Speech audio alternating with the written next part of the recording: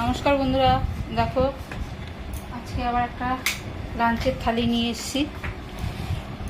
আজকে আমাদের কি কি রান্না হয়েছে দেখো। ডালের সাথে এই যে বড়া ভাজা, এটা ধনেপাতার বড়া করা হয়েছে। আর এই যে শাক ভাজা হয়েছে।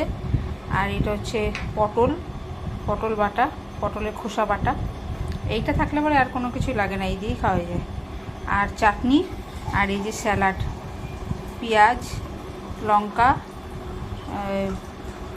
শসা, গাজর আর টমেটো, এই হচ্ছে স্যালাড